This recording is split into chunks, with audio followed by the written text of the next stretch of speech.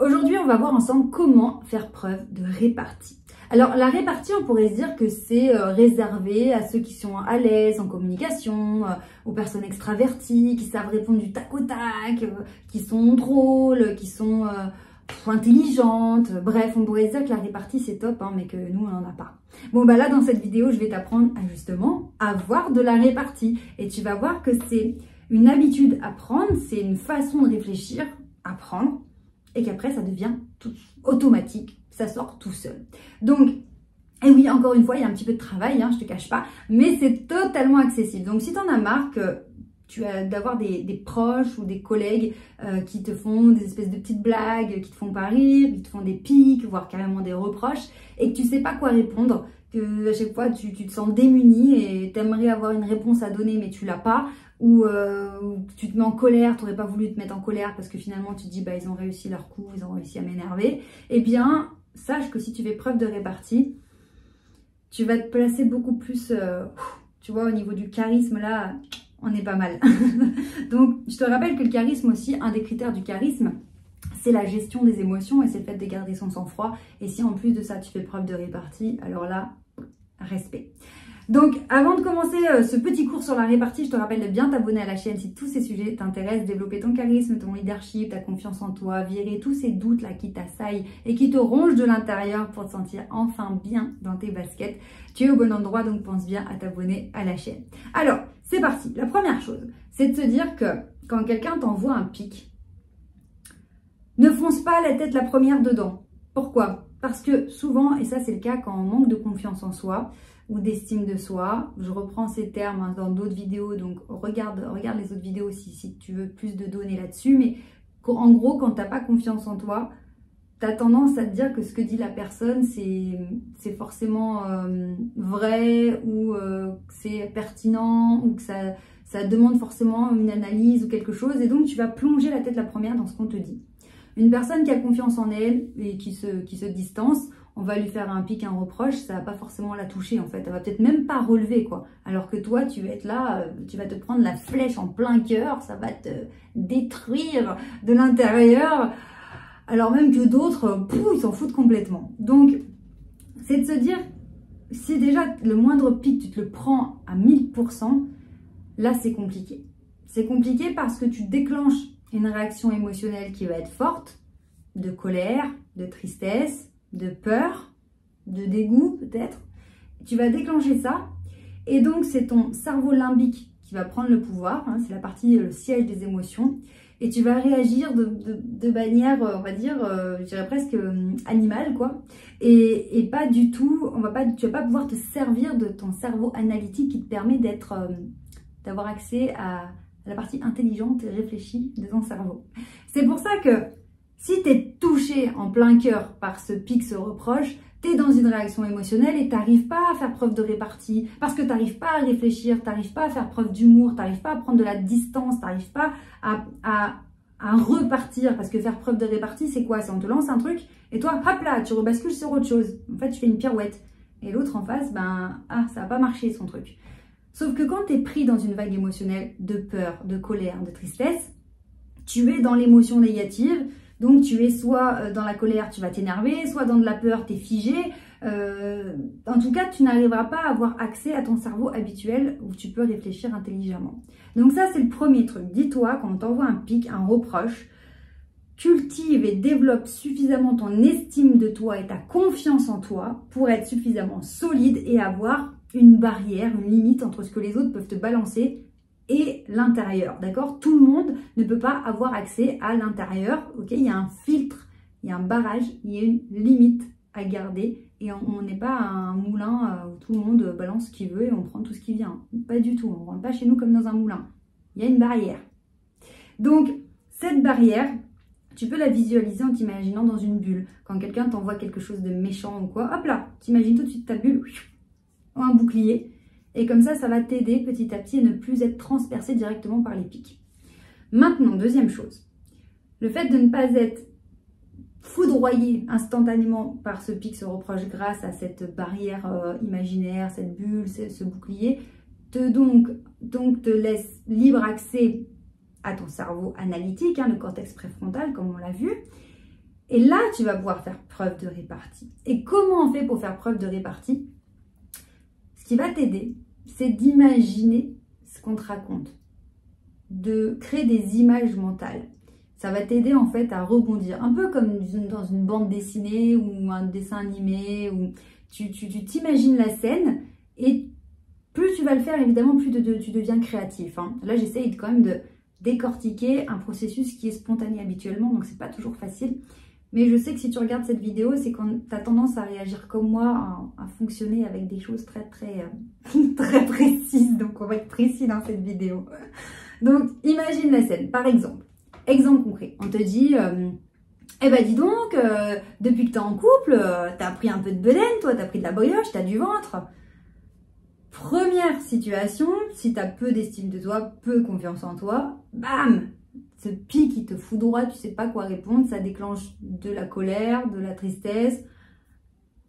Et du coup, ben, court-circuit, ça bug, tu sais pas quoi répondre. Deuxième situation, maintenant, tu te prends ce pic. Non, on rentre pas chez moi comme dans un moulin. C'est pas parce qu'il me balance ça que ça va me détruire direct. Bim, je me protège. Grâce au mindset, grâce à ma façon de voir la situation et ma façon de me voir moi. Je vois que j'ai de la valeur, donc je n'autorise pas quiconque à venir me piquer comme ça gratuitement. Maintenant, j'imagine la scène. Qu'est-ce qu'il est en train de me dire? Que depuis que je suis en couple, j'ai pris du poids. Ok, j'ai pris du poids, je suis en couple. Ah, ça y est, j'ai trouvé ce que je vais pouvoir dire. Peut-être que l'autre en face, justement, additionne les conquêtes ou ne trouve pas l'amour, voilà. Donc là, je sais que c'est quelque chose sur un sujet sur lequel je peux rebondir. Ça me fait avoir de la répartie. Peut-être que je vais lui dire, ah bah qu'est-ce que tu veux, c'est ça, une fois que tu as trouvé l'amour, hein, mais bon, tu connaîtras ça un jour, certainement. Je te le souhaite. Et voilà, boum, c'est la même chose. Ça repart. C'est reparti dans l'autre sens, ok? Alors après, évidemment, on sera gentil ou méchant, c'est à vous de voir le degré que vous voulez mettre là-dedans, mais on le prend pas en fait, on ne le subit pas, on fait un boomerang, on lui le renvoie. Ça peut être aussi si la personne m'a dit j'ai pris de la bedaine, j'ai pris du poids, si la personne est concernée sur le même sujet, je vais pouvoir rebondir sur le poids, ou je vais pouvoir rebondir sur moi au moins j'ai pas besoin de faire ci ou j'ai pas besoin de faire ça. Alors après le niveau peut vraiment descendre, hein, donc je vous déconseille de baisser votre niveau de communication ou de faire des vannes qui sont nulles ou méchantes évidemment, mais quand on apprend à avoir de la répartie, c'est quoi? C'est de se dire ça arrive et ça repart. Et notamment avec cette idée de bulle, de bouclier, de barrière.